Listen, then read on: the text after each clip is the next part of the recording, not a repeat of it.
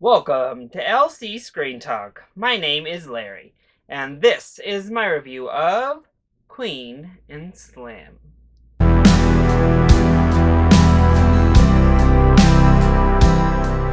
and Slim follows a pair as they are on the run from the law after an encounter with a police officer goes fatally wrong.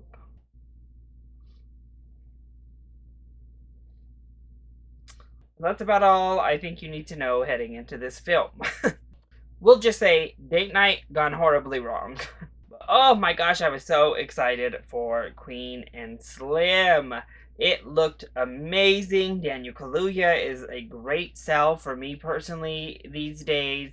Plus, this like Bonnie and Clyde, Thelma and Louise style storyline with some political narrative and social commentary. Yes, please give it to me. And then I saw that Lena Waithe was the screenwriter, and I was fully on board. And thankfully, I loved it. It's maybe one of my favorite films of 2019. So let's go ahead and talk about the positives first. Well, I'm going to start actually with our director, who I was not familiar with heading into this movie.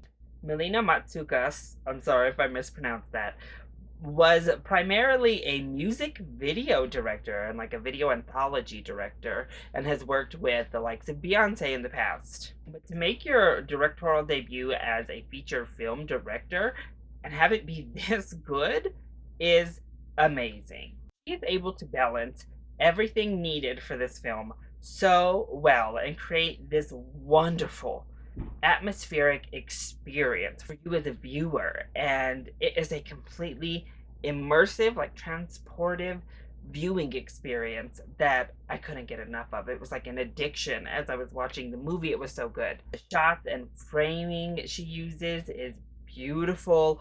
Obviously, the use of music in this film, you can tell she has a background there because it is done so well. The soundtrack is already fire, but the way that she incorporates the music into the scenes is amazing. The movie works in hitting on every subtext it needs to hit on. It is a wonderful romance. This is like a romantic drama at its core, and it's wonderful at that. You really buy into this budding romance that is taking place on screen. You buy into them as a couple. You're rooting for them as a couple.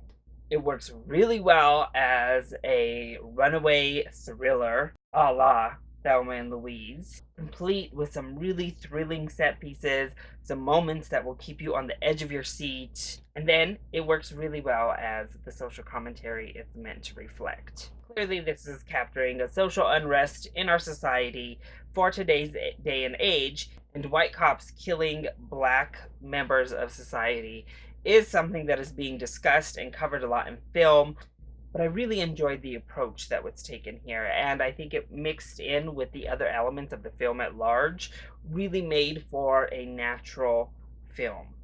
Plus, we get this moment with this kid in the second act of the movie that serves as a great, just overall picture of what this hatred breeds all the way around. The ultimate result of these circumstances being hatred and anger and violence.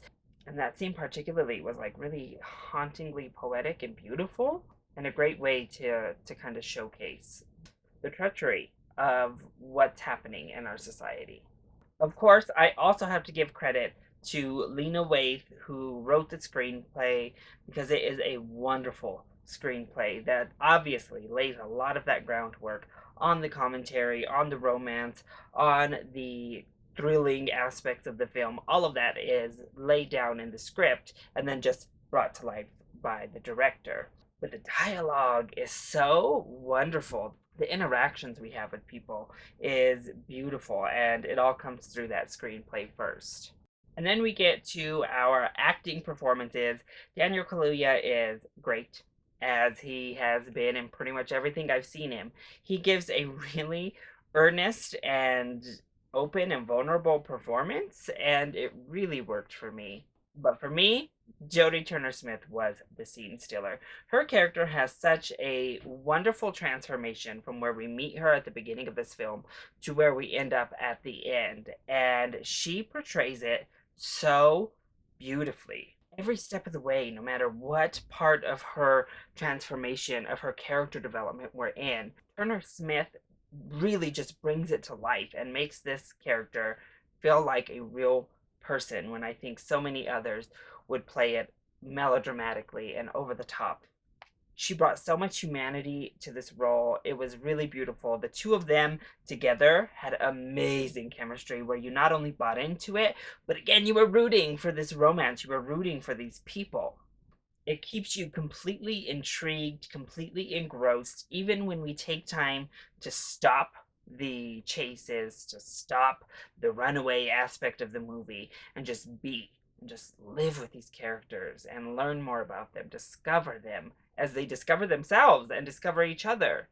But because we care about them so much and we're so invested in their story, I mean, it's just amazing. Cinematography amazing, sound design beautiful, the editing is wonderful. From a technical standpoint, I mean, this film is top notch.